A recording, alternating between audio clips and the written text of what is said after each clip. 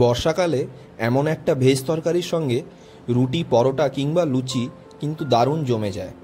রান্নাটা খুবই সহজ আর খেতে হয় অত্যন্ত সুস্বাদু। আমরা এখানে আলু আর গাজর এইভাবে কেটে নিয়েছি, সঙ্গে গোটা মশলা, শুকনো লঙ্কা, কালো জিরে, সাদা জিরে, দারচিনি, দুটো এলাচ আর দুটো তেজপাতা। এর সঙ্গে নিয়েছি কাজু বাদাম বাটা, মশলা ধোয়া জলটা আছে, পেঁয়াজ বাটা, আদা রসুন বাটা আর টমেটো পেস্ট। একটা কড়াইতে আমরা প্রথমে কিছুটা ঘি নিয়ে নেব। ঘিটা আমাদের বাড়িতেই বানানো, আপনারা বাজারে যে কোনো ঘি দিয়েই করতে পারেন। এরপরে আমরা দিয়ে দেব গাজরটা।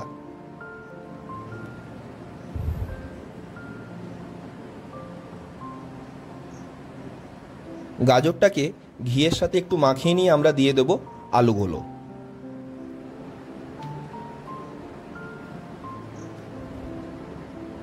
আলু আর গাজরটাকে আমাদের ভালোভাবে ঘিয়ের সাথে মাখিয়ে নিতে হবে। তারপরে আমরা রঙের জন্য দেব হলুদ আর স্বাদের জন্য দেব পরিমাণ মতো লবণ। হলুদ এখানে আমরা 1.5 টেবিল স্পুন মতো নিয়েছি আর লবণটা স্বাদ মতো। আলু আর গাজরটাকে প্রথমে আমাদের মোটামুটি 80% মতো ভেজে নিতে হবে। এরপরে আলু গাজরটা তুলে নিয়ে সেই কড়াইতেই আমরা দেব সর্ষের তেল। 3 টেবিল স্পুন মতো সর্ষের তেল দিয়ে তারপরে গোটা মশলাগুলো আমাদের দিয়ে দিতে হবে। মশলাটা সামান্য একটু নাড়িয়ে নিয়ে আমরা দিয়ে দেব পেঁয়াজের পেস্ট। পেঁয়াজটাকে 2-3 মিনিট নাড়িয়ে আমরা আদা রসুনের পেস্টটা দিয়ে দেব। তারও 1-2 মিনিট পরে আমরা দেব টমেটো বাটাটা।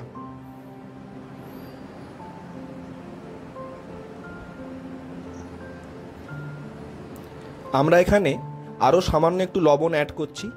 লবণটা কিন্তু দেখে অ্যাড করতে হবে, যেহেতু আগে আমরা লবণ ব্যবহার করেছি। মশলা ধোয়া জলের খানিকটা আমরা দেব এবং মশলাটা অল্প একটু কষে এলে তার মধ্যে আমরা দিয়ে দেব কাজু বাদাম বাটাটা।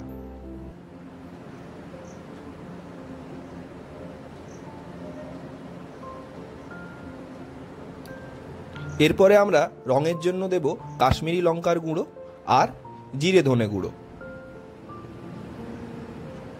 সঙ্গে গরম মশলা দেব 1 চিমটে মতো। মশলাটা একটু আমাদের কষিয়ে নিতে হবে এবং মশলাটা ভালোভাবে রান্না হওয়ার জন্য আমরা বাকি মশলা দেওয়া জলটা এর মধ্যে দিয়ে দেব।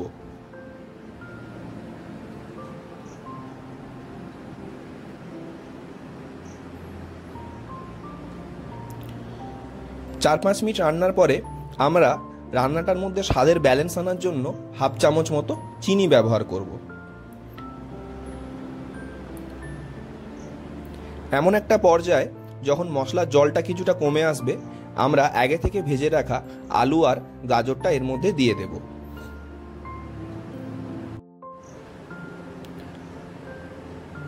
চাপা দিয়ে 5-6 মিনিট রান্না করলেই দেখবেন রান্নাটা কিন্তু কমপ্লিট হয়ে যাবে।